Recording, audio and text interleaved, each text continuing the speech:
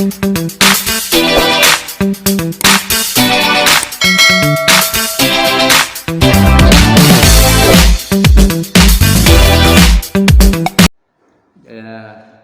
kita yang ke-8 ini kita membuat konten bagaimana kita sifatnya berkaitan dengan kritik sastra. Ya, kritik sastra. Kita tahu bahwa dalam kritik sastra itu ada teori sastra, pisau bedahnya. Ya.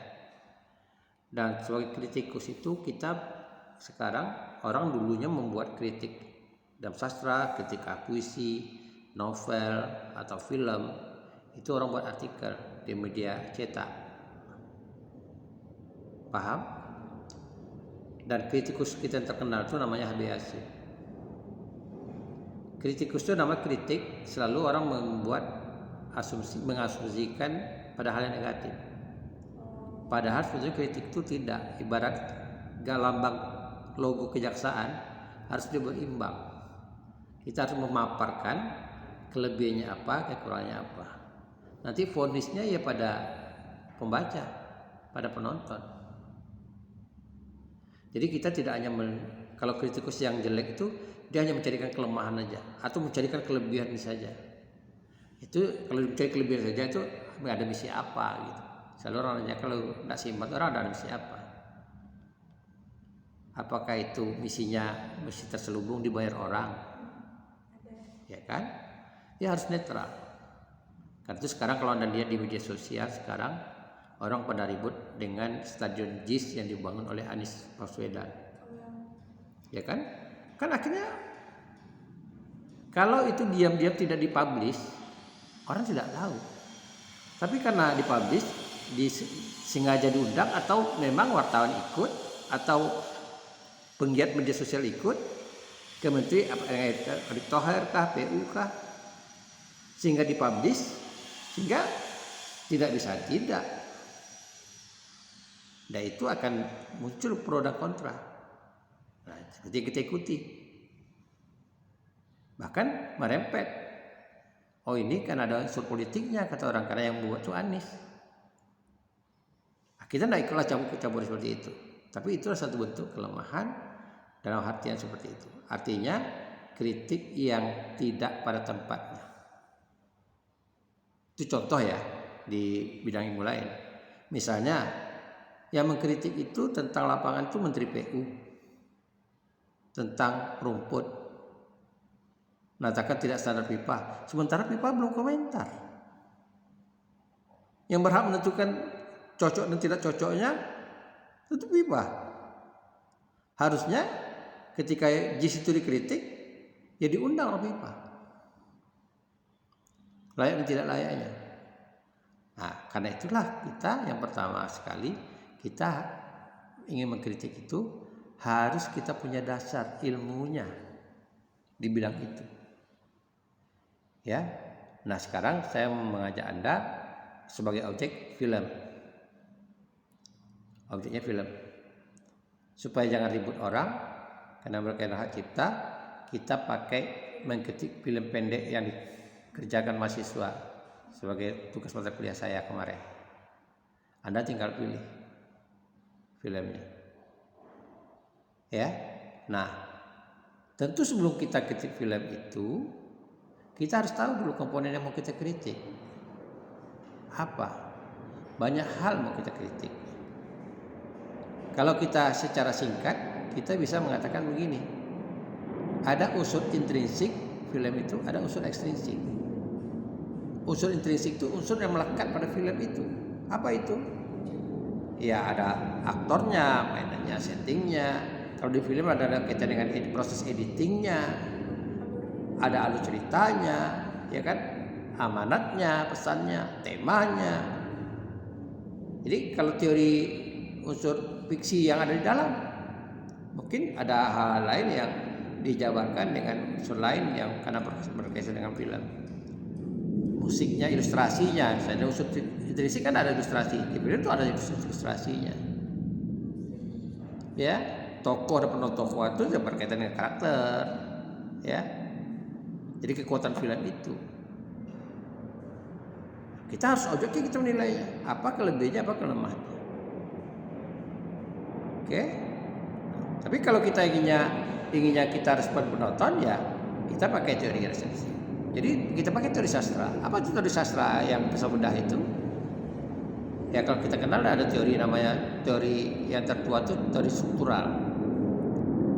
Struktural itu artinya mengkaji unsur intrinsik pada karya itu. Tapi ada lagi yang jabaran itu yang tidak puas, yang mengatakan bahwa karya sastra itu kaitan dengan pengarangnya, dikatakan struktural genetik. Artinya dengan gennya. Kenapa lahir karya itu? Tentu ada kaitannya dengan pengarangnya. Ya penulis skenarionya kalau film. Paham? Nah, artinya penulis skenarionya bisa pengalaman pribadinya, unsur ekstrinsiknya, bisa hal yang berkaitan dengan apa yang dia lihat, apa yang dia baca, apa yang dia dengar dari sumber inspirasinya dia. Nah itu kita belajar dari semester 1 teori-teori itu. Jadi ada struktural, ada struktural genetik, ada mimetik. Mimetik itu kan harus tahu juga kita. Kaitannya arti peristiwa itu dengan kejadian yang pernah terjadi.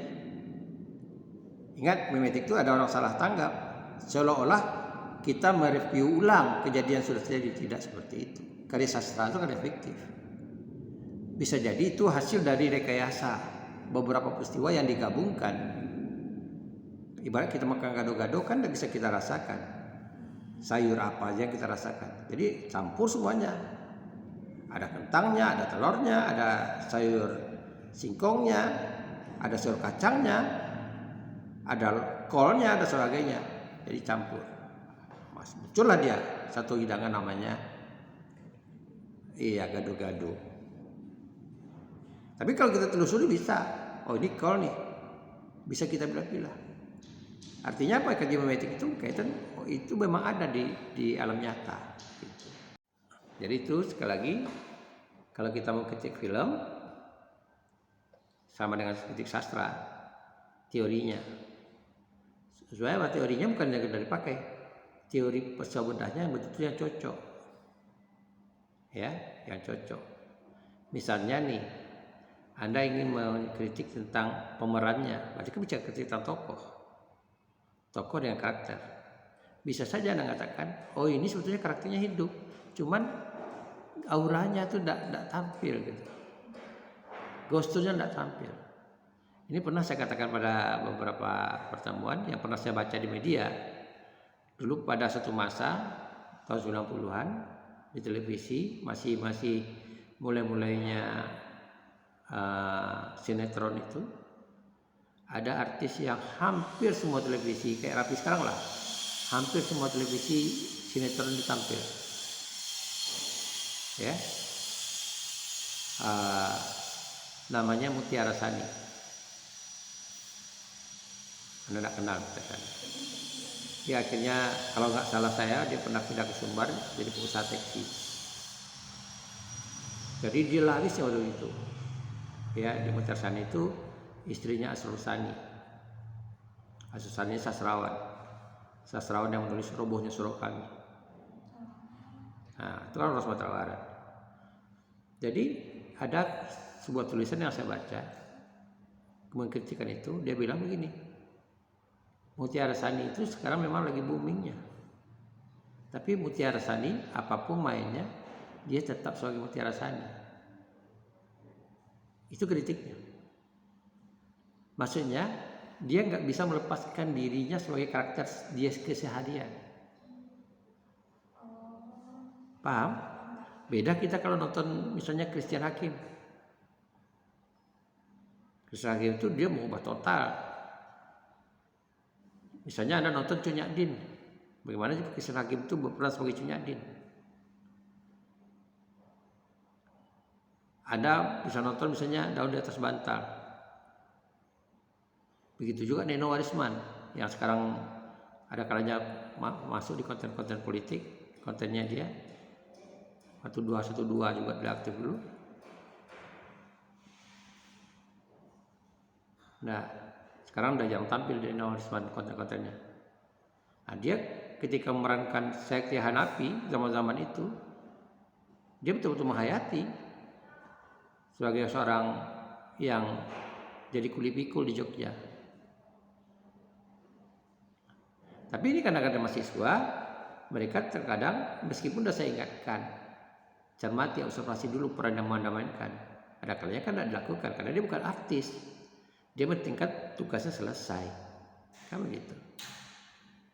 Nah, sekarang bagaimana dia berperan untuk menghayatinya itu? Nah, itu perlu misalnya kalau ada yang kritik tentang permainan itu. Paham? Nah, termasuk juga alur cerita. Ada yang alur cerita simpel aja, ada yang berbelit-belit, tidak fokus gitu. Itu Anda bisa pakai teori yang ditulis oleh Sutarji. Sutarji itu mengatakan gini, ada yang judulnya penyakit cerpen Indonesia. Penyakit cerpen Indonesia. Jadi Sutarji itu melihat kelemahan cerpen Indonesia. Sebenarnya ya sama, cuma bentuk lain aja. Sinetron, film, itu kan bentuk karya fiksi. Kalau pendek, kita bisa menyamakan dengan cerita pendek. Kalau panjang, kita bisa menyamakan dengan novel. Kan begitu. Cuman dia bentuk visualnya. Bahkan banyak novel-novel yang ditransformasikan ke bentuk film. Banyak. Tenggelam dan Kapal Ruis bentuk film. Dan sebaliknya gitu juga. Ada film yang ditransformasikan orang ke bentuk tulisan. 2 garis biru, film dulu muncul. Setelah itu baru muncul novelnya. Ya, tapi novel populer anak remaja seperti dulu Catatan Si Boy, novel dulu. Ya kan? Lalu ada film di Catatan Si Boy. Tahu kan? Nah, itu dari penulis-penulis muda yang dia ngumpul-ngumpul sering di Simpang dengan teman-temannya, jadi ide dia tulis kira-kira seperti itu.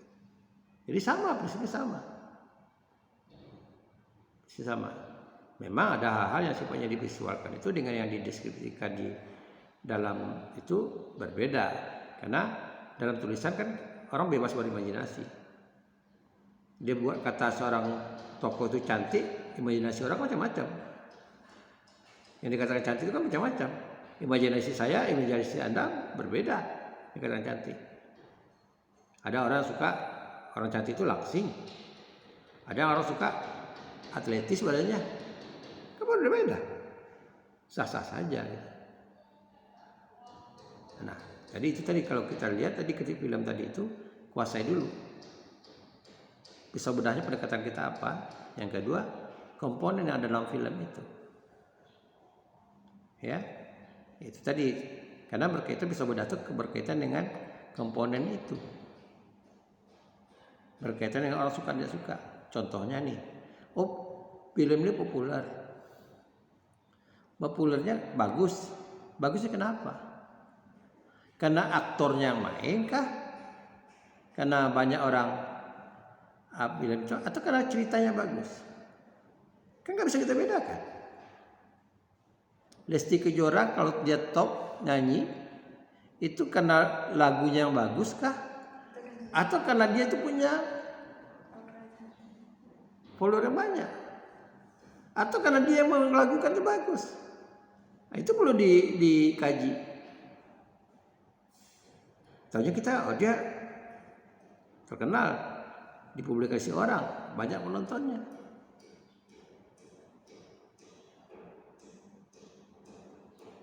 Jadi sekarang memang harus bagaimana kita menilai secara objektif. Ya, syukur-syukur semua komponen terpenuhi oleh dia. Lirik lagunya bagus, dia menyanyikan bagus, kemudian memang disukai iramanya itu oleh penontonnya, itu ya sempurna, yang paripurna itu. Aldi Taher tiba-tiba top.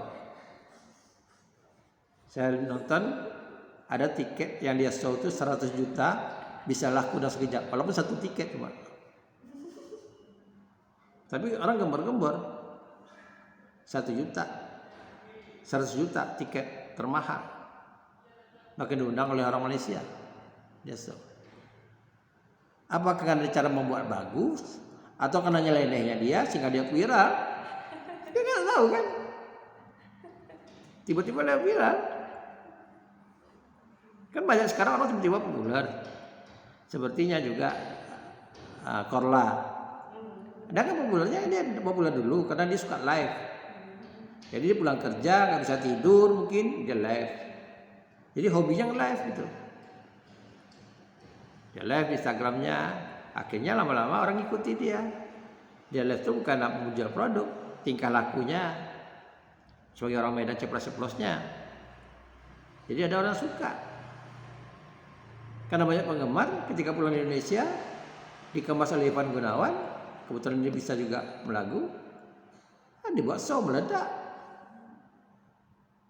Saya kan belum tahu, dia balik lagi belum tahu meledak lagi karena banyak lagi tipe-tipe oleh populer yang lain. Orang banyak milih yang lain. Ini kalau kemarin kebetulan ada kekosongan, figur dia yang jadi idola.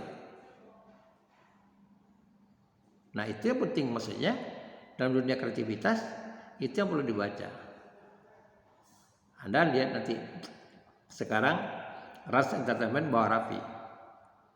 Kalau kita lihat kontennya Raffi kan itu aja mulanya. Bagaimana cara dia muncul ide lagi? Kemarin mulanya si Deska membuat konten tenis, ya kan? Nah, tiba-tiba tenis. Lalu akhirnya dia lanjutkan, dia libatkan artis istrinya termasuk Nikita Mirzani main tenis, karena dia punya lapangan tenis latihan. Sekarang tingkat lagi berlangsung nih olahraganya. Selebriti. Tapi kalau itu diulang lagi, orang jenuh. Pasti nanti sudah itu dia rencananya kan mau ngambil artis Korea, mengundang artis Korea untuk main tenis sama dia. Jadi gitu dia mempertahankan popularitasnya dia. Di bidang vlog food, kemarin kan kita lihat kontennya Nikita masak. Dia orang kan jenuh. Sekarang apa? Kebetulan ada dia invest di UMKM Rejo Sambal. Anda lihat dia maupun orang lain yang datang untuk mempopulerkan Rejo Sambal itu. Nah waktu sekejap udah 8 cabang loh. Targetnya akhir Desember ini di 30 cabang. Nah Rejo Sambal itu sama dengan di lapak-lapak di pinggir jalan itu kita lihat pecel lele. Mungkin ya variasinya beda aja. Bebek di mana-mana kita bisa pakai bebek. Cuman kebetulan sambal itu Raffi suka dan cara dia mengolah bebeknya beda. Dia diasapinya dulu sehingga kadar airnya kurang. Jadi diasapinya dulu daging bebeknya baru dia goreng. Jadi ada bau asapnya.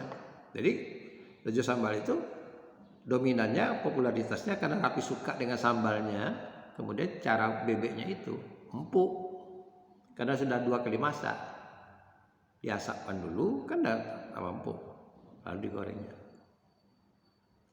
Raffi pandai pula supaya orang semua lapisan merasa ada yang kelas restoran, ada yang kelas kaki 5 dia buat. Jadi kalau misalnya orang-orang menengah ke atas ingin merasakan ada kelas restoran gengsi di kaki 5, kadang-kadang kan karena orang kaya gengsi makanya di kaki 5. Dia buat gitu. Akhir-akhir seperti itu orang. Sebetulnya efek yang dipikirkan Raffi itu bukan hanya untuk itu. Konten apa lagi? Buat pedagang UMKM sudah di rumah dia secara periodik. Pedagang-pedagang kaki 5 itu diundang rumah dia, jualan rumah dia sekian konten lah itu. Ya, udah gitu. Akhir-akhir sih itu namanya orang kreatif dia mencari apalagi gitu. Tapi kalau tidak orang jenuh. Contohnya nih Deddy Corbuzier. Kan dia hanya megangnya yang betul-betul dia apa itu kan, apa namanya, konten dia itu apa, podcast. Tapi tahu gak kalian, sekarang disuruh orang lain menjalankan podcastnya, tiba jenuhnya dia karena nggak ada variasi. Dia biasanya juga ada acara, ada satu acara di film, di televisi ya, kayak dengan Ivan Gunawan gitu kan, hitam putih dulu. Ya akhirnya itu tadi, rutinitas itu membuat orang jenuh. Oleh karena itu sekali lagi saya katakan, kalau Anda melihat nonton nih, ini tadi kemarin saya berikan contoh, nonton sesuatu hal yang biasa menurut Anda, coba Anda carikan yang luar biasa. Tadi yang saya share kepada Anda itu, saya melihat kritik filmnya itu yang berbeda dengan orang lain. Filmnya ditayangkan dicari backgroundnya dia, lalu dia ngomong gitu. Mungkin tidak harus meniru itu, Anda mungkin punya penemuan yang lain gitu.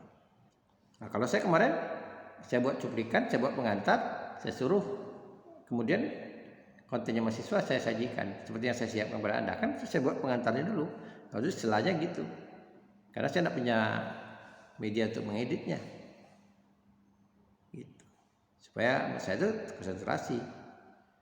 Kira-kira seperti itu. Jadi sebetulnya terbuka luas untuk kita berkreativitas ya, terbuka luas.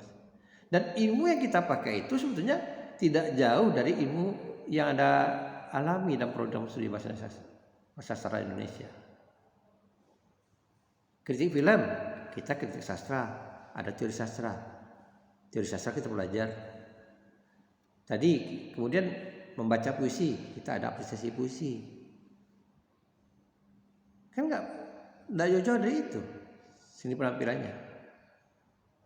Ya, jadi motivator, kita belajar pragmatik. Cuma saja kita tidak selalu belajar aspek ilmu pengetahuannya aja, tidak bicara tentang praktis. Ilmu yang banyak tanpa dipraktekkan, untuk apa gunanya? Ibaratnya kita kayak keledai. Keledai itu ada keledai. Keledai itu dia bawa memikul beban banyak, buku dipikulnya, tapi tidak bisa memanfaatkan. Sama mahasiswa kita, rata-rata umumnya orang semuanya bawa HP, tren, bahkan HP baru keluar dia beli HP. Padahal dia tidak tahu, dia menenteng pustaka di sana. Apa yang bisa dicari? Selagi mbahnya tidak mati, Anda bisa tanya sama mbah. Mulai dari hal yang positif ke hal negatif ada semua. Tapi tidak banyak orang tahu. Anda hobi masak misalnya, ada. Anda membuka minuman seperti saya lihat di tutorial orang yang omsetnya 1 bulan 1 miliar. 1 miliar omsetnya. Dia sebagai distributor jadinya, tapi dia berdagang juga. Itu minuman coklat. Saya sudah beberapa kali saya nonton kontennya. Jadi dia berdagang, orang mau dia tinggal dia mengadakan. Kan lagi tren juga kan minuman coklat, bukan susu, coklat. Itu coklat susu susunya, tapi orang lebih kayak coklat katakan. Jadi rupanya air coklat itu ada coklat bubuk. Jadi sekilo soal bubuk, susu kental kandasian itu 6 kaleng. Susu milk yang cair itu 2 kotak. Tanpa gula, karena itu udah manis. Kalau orang lihat kandasian itu ketika ada lihat di Malaysia orang buat teh tarik pakai susu itu rata-rata. Tak pakai gula. Jadi kalau lihat teh tarik kok ada rasa gulanya, susu itu udah mengandung gula. Ini contohnya seperti itu. Mau jadi bisnis kita ada. Oh kita tidak punya modal, kita mau jadi reseller, kita bisa bergabung. Bagaimana caranya? Cuma tadi sekali lagi saya katakan kepada Anda, kita saja yang tidak bisa memanfaatkan. Jangankan untuk itu, untuk hal-hal yang seharusnya kita lakukan, tidak kita lakukan dari HP. Saya tanya sama kalian, ya dalam satu hari hubungan kontak dengan keluarga berapa kali? Dengan ibu bapak? Ada enggak dalam keluarga? Selalu. Oke, ibu bapak oke. Itu lingkaran yang paling kecil keluarga. Ibu bapak, abang. Dengan adik bapak? Paman? Enggak ada. Dengan bibi atau dengan tante? Ada. Dengan adik ibu? Ada. Berapa kali? Kira 1 bulan? Kan begitu. Harusnya kita komunikasi dulu kan keluarga. Tapi juga teman. Ya kan? Apakah teman itu sampai nanti jadi teman? Belum tahu. Tapi kalau keluarga, pas pertemuan keluarga, saya selalu mengatakan pada mahasiswa yang mengatakan tidak ada pulsa Pak, tidak ada paket. Coba kalau Anda misalnya sering komunikasi dengan adik bapak atau adik ibu, tiba-tiba Anda tidak komunikasi, pasti dia tanya, udah lama nggak komunikasi kan? Tinggal Anda nyelutuk aja, iya teh, paket habis, lagi tidak bisa ngisi paket, pasti dikirimnya paket. Saya aja mahasiswa kontak saya selalu dulu ya, sekarang udah lama saya kirimkan paket. Waktu masih zaman COVID, selalu saya kirimkan paket mahasiswa. Gitu. Apalagi PA-nya saya ya. Tidak usah saya sebutkan orang-orangnya. Saya kirimkan paket. Ya minimal kalau mahasiswa kan 10.000 aja udah bahagianya, udah sekian kali dia apa gitu. Itu bagi yang tidak ngerti. Tapi bagi yang ngerti, yang suka nonton film, nonton apa, kan ada yang nonton berbayar, artinya kita dapat duit, kita nonton kita dapat duit, banyak aplikasi. Kira-kira seperti itulah. Sekali kepada Anda, sebetulnya apa yang kita pelajari ini, seni pertunjukan ini berkaitan dengan bagaimana kita mempraktekkan teori yang kita pelajari. Nah, kali ini bahasan kita itu kritik film tadi. Anda membuat kritik film tadi. Supaya kita mencegah jangan kita dianggap plagiat, Anda silakan. Oh Pak, saya membuat ini pendekatan struktural genetik. Tidak payah. Anda kan punya teman, Anda kan tahu ada adik tingkat Anda. Tinggal Anda hubungi aja dia. Kapan bisa ketemu? Tapi kalau sekarang pada KKN kan, tinggal Anda lihat genetiknya, idenya dari mana nih. Gitu. Atau mimetik. Kalau bisa Anda telusuri idenya, kayak Halimah itu. Yakin saya itu idenya itu karena memang kampus kita itu banyak orang dulunya kerasukan. Kalau ada acara, ada kan tidak lama kampus, banyak orang kerasukan. Udah jadi buah bibir itu. Jadi kalau ada kegiatan apa mahasiswa malam-malam, mungkin karena kecapean juga, kerasukan di Batra, di Bahasa Indonesia, Pak mengatur kan, tahu.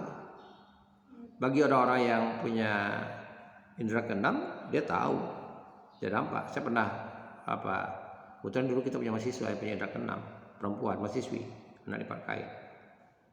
Jadi ketika saya tanyakan, ada konten dengan saya, podcast dengan saya, benar adanya, gitu. Nah, ketika itu dibuat film, menambah keyakinan orang, gitu, menambah keyakinan orang. Dulu bukan 1-2 orang yang tumbang kayak gitu. Kalau ada acara apalagi ada acara malam praktikum. Karena mahasiswa kan pertama capek, nah, kedua tidak disiplin tingkah lakunya gitu. Ibaratnya dalam ilmu metafisik itu ada pantang larang. Jadi kadang-kadang kalau pantang larangnya dilanggar, ya marah dia. Ya, mahasiswa nggak janjian dengan saya, tiba-tiba datang, saya pasti tanya, kapan kita janjian? Kenapa? Ya karena saya tidur.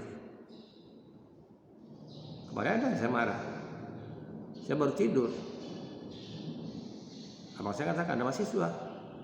Nah, saya paling patah kalau ada mahasiswa saya pasti ladeni. Tapi dengan kesal. Ada yang pertama saya katakan ada janjian kan sebenarnya. Iya Pak, ngaku dia. Ya nggak janjian nggak bisa lah. Ya kan, tapi kalau janjian berarti saya siap. Ya kalau misalnya janjian, oke sekarang saya tunggu. Kalau udah lewat batas waktunya, ya saya pergi. Gitu. Kan nggak mungkin lah saya jadi pembantu mahasiswa lalu saya menunggu berjam-jam sementara saya nggak bisa buat selain itu. Yang terkadang mahasiswa nggak tahu, dosen marah-marah di situ. WA dulu gitu. Nah seperti itulah kira-kira. Oke, paham? Nah, jadi coba kalau seandainya sekali lagi katakan konten tugas kita itu sekarang ada yang ke-8. Berarti ada 8 konten. Tapi dari 8 konten itu Anda merasa yakin, oh ini bisa saya kembangkan. Silakan. Oh, konten saya yang kedua dari konten ini lebih bagus. Silakan itu Anda katakan, Pak, untuk konten tugas ke-5 yang ini aja Pak nilai. Nah, itu artinya ada kesungguhan bagi Anda. Bukan berarti menghapus yang lama, tidak. Tidak harus begitu. Paham? Jadi itu gunanya tulis saya itu bukan orientasinya. Saya kan udah bayar uang 1 juta. Saya kan udah super pendek. Masa Bapak nggak lulus? Jangan, kalau kalian tugas tidak lengkap saya buat TR. Nggak peduli saya, kan ada urusan dengan saya. Paham? Jadi karena bagi saya itu ya belajar ya. Kalau saya mau main-main, ngapain susah ngadap 2 orang aja. Udahlah, kita Zoom aja. Kalau tidak capek kemari, saya bisa sambil tiduran ngajar. Saya bisa rekam materi saya, Anda tonton aja. Tapi sekarang tidak. Bagaimana kalian bisa mantap? Habis ini kalau saya rekam, lalu Anda bisa dengar lagi kalau Anda misalnya ini. Bahkan ada konten-konten orang yang bermanfaat bagi saya kaitan dengan pelajaran mata kuliah kita, kan saya share. Kayak tadi pagi tuh saya share. Oh ini bagus nih, malam tadi saya tonton, saya share. Gitu. Jadi paling mudah lah, media sosial ini paling mudah. Kalau kalian pandai, paling mudah. Untuk mencuri pun boleh, ada di media sosial ini. Iya benar. Tak payah gitu. Tapi tinggal kitanya lagi. Apakah kita ingin negatif atau ingin positif? Jangan-jangan kalau ngeritik film itu tahu-tahu nanti ada orang pengen. HB Yasin itu seorang kritikus. Ini saya berikan pada Anda. Itu banyak para sastrawan seolah-olah tidak afdol sebagai penyair kalau tidak karyanya dikritik oleh HB Yasin. Ya, pada awalnya, pada akhir-akhirnya memang orang selalu mengatakan tidak terlalu lagi HB Yasin. Tapi banyak kan itu. Mereka minta dikritik oleh HB Yasin. Dan HB Yasin pun tidak keberatan. Kalau dia punya waktu dia kritik. Gitu. Sama juga Rosyan Anwar, sastrawan senior. Dia wartawan. Kemana saja dia pasti ada tulisannya. Kemana saja. Dia ke Pekanbaru nih, nginap di losmen di Pekanbaru. Muncul tulisannya. Jadi Anda buat konten tak bisa tidak perlu ribet-ribet. Anda pulang nih nanti nih, akhir sebentar singgah sinilah. Saya haus nih. Tidak bisa buat konten. Ini tidak ribet. Ya konten 1 menit ini kan udah bisa usah TikTok. Tidak harus buat video lama-lama. Oh malah singgah. Anda tinggal video aja. 1 di belakang video ke jalannya. Mungkin ada jalan berlobang atau apa. Jadi konten YouTube. Anda lihat konten saya di Subtitle TV.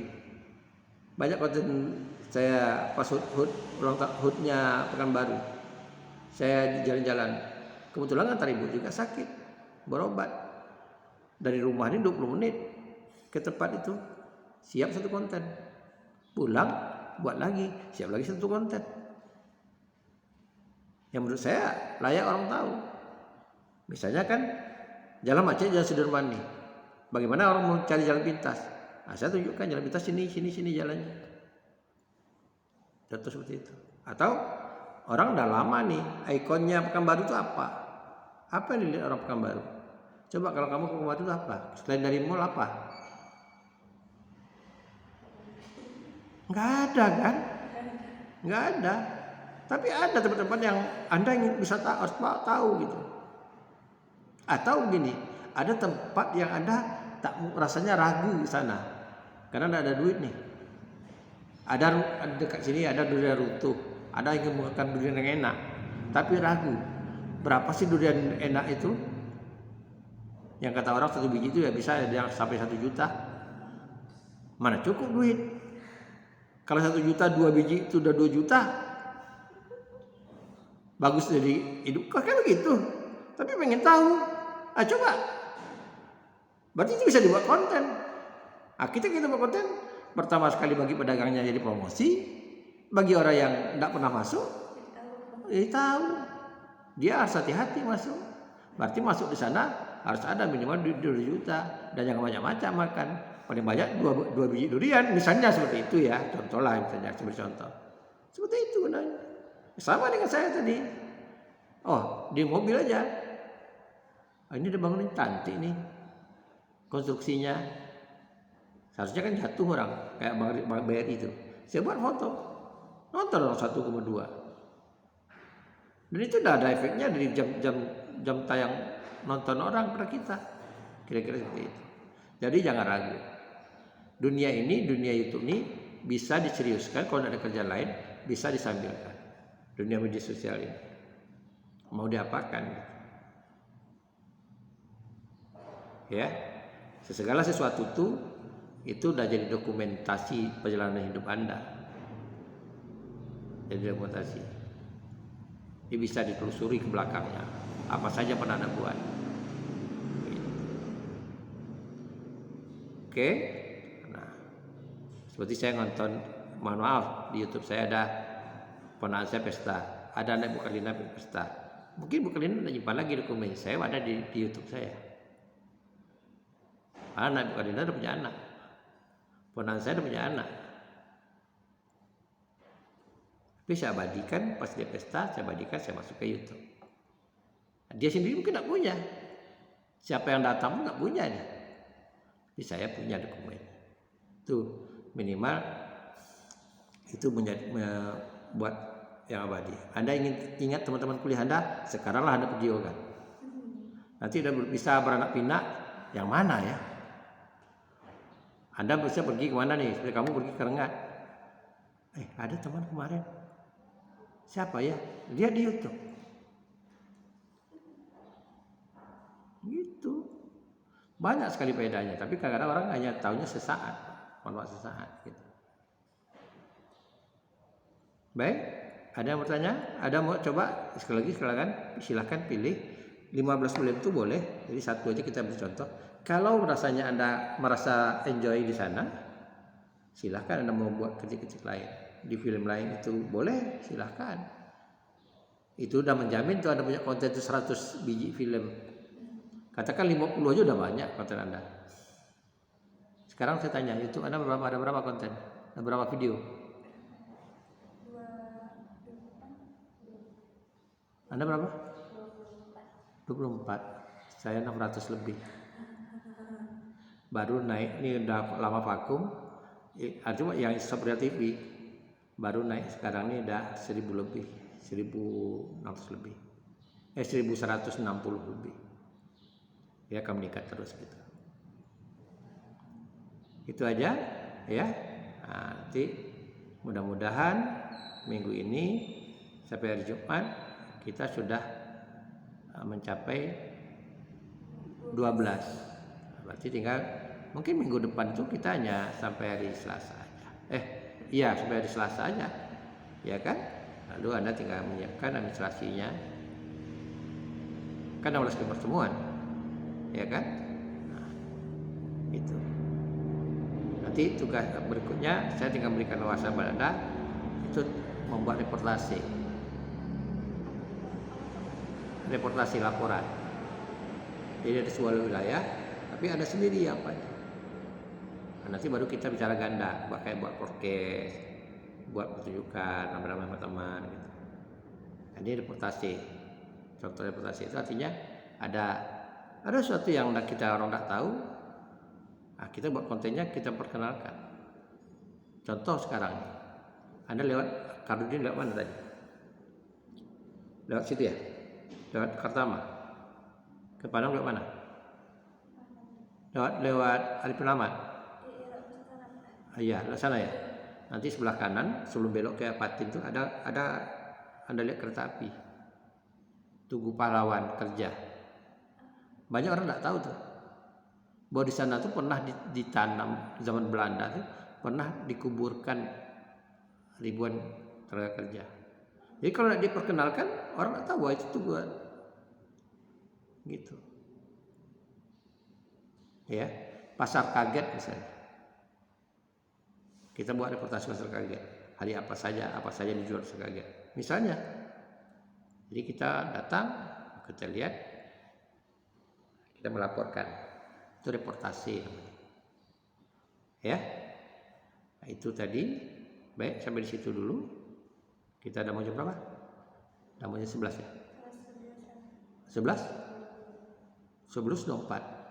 10.24 ya, setengah 11. Itu aja saya. Mudah-mudahan konten anggota Anda meningkat dan follower Anda meningkat. Anda juga mencari celah-celah yang lain. Tapi masih banyak lagi sekali lagi sekarang media sosial ini yang saya juga perlu belajar. Ya, ingat yang perlu saya jangan Anda berbayar. Ingat ketentuan yang boleh dipublikasi dan yang tidak boleh dipublikasi. Namanya itu akan kena melanggar undang-undang ITE. Ya, harus aman dari itu. Nah, kemudian carilah pembedanya dengan orang lain. Apa yang membedanya? Kita boleh mencontoh, tapi tidak selamanya meniru orang. Menciplak itu tidak selamanya. Cina maju karena menciplak. Sebagian sekarang teknologi Korea Selatan produk-produknya menciplak. Hyundai apa semuanya berasal dari apa yang otomotif itu pertama kali Amerika, Ford, GMG, Jepang akhirnya dilihatnya kelemahannya. Oh, Eropa tuh barang-barangnya kuat tapi mahal, memang lama tapi mahal harganya, boros. Jepang buat produk yang ramah, ringan, murah di pasaran. Jadi kalau Anda beli mobil Eropa luar biasa mahalnya. Bisa jadi satu mobil Eropa 3 mobil Jepang. Jadi seperti itu. Begitu juga sekarang berimbang HP, saya pakai HP Cina. Dulu tahu kita bukan Cina. Tapi setelah ke Cina tahu apa keinginan konsumen. Ya kamera salah satu diantaranya.